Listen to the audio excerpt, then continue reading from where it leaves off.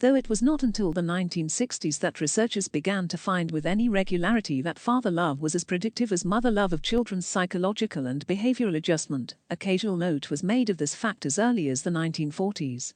R.W. Lidz and Lidz, 1949, for example, claimed that faulty paternal influences were as common as maternal influences in the development of child psychopathology.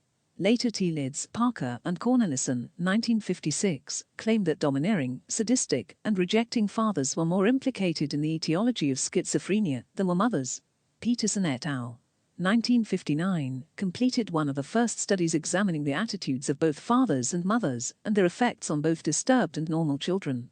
From this research, the authors noted that contrary to general assumption and their own original expectation, the attitudes of fathers were found to be at least as intimately related as the attitudes of mothers to the occurrence and form of maladjustive tendencies among children, page 129.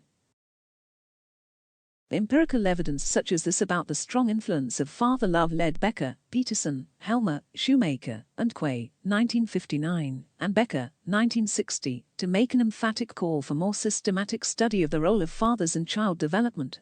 And later, in his classic review of the literature on parent-child relations, Becker, 1964, wrote, "Where both mothers and fathers have been studied, most of the research has shown the father's influence on the child's behavior to be at least equal to that of the mother," page 204.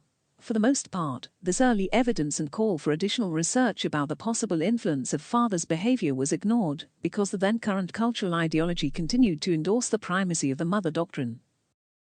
Nearly a decade later, in a major review of the 1960s parent-child relationship literature, Walters and Stinnett, 1971, reiterated these observations. Because we have believed that the impact of mothers upon the development of children is greater than the impact of fathers, we have investigated maternal impact to a far greater extent than we have examined the impact of fathers. Yet, much of the evidence of the past decade suggests that the variability of children's behavior is more closely associated with the type of father one has than the type of mother. Italics added. Page 102. Other early sources of evidence about the importance of fathering and father love also went more or less unheeded because of the cultural bias in America, emphasizing the singular importance of mothers. For example, anthropologists have documented repeatedly the fact that women the world over tend to be the major caregivers of children, but they are not the exclusive caregivers. Mackey, 1996, Rona and Rona, 1981. Fathers, siblings, grandparents, and others are common substitutes. As early as 1956, the noted anthropologist, Margaret Mead, concluded that anthropological evidence gives no support to the value of such an accentuation of the tie between mother and child. On the contrary, cross-cultural studies suggest that adjustment is most facilitated if the child is cared for by many warm, friendly people, pages 642-643. Fathers often rank among the most significant of these others. In the same general domain, results from Rona's 1975 early research on the worldwide antecedents and correlates of parental acceptance rejection also went mostly unheeded.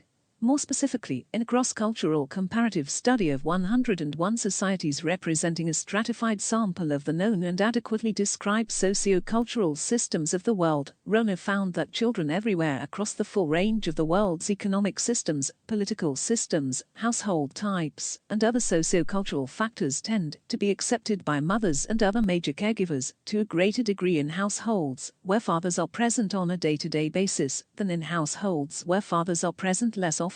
Moreover, results of this research showed that the more important fathers are as socializing agents in relation to other caregivers, such as mothers, siblings, and grandparents, the greater the warmth children receive from all major caregivers in that society.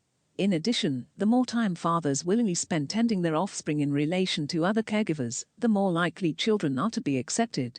These results were replicated but essentially ignored in a subsequent holocultural study of 186 societies worldwide, Rona, 1986, Rona and Rona, 1982.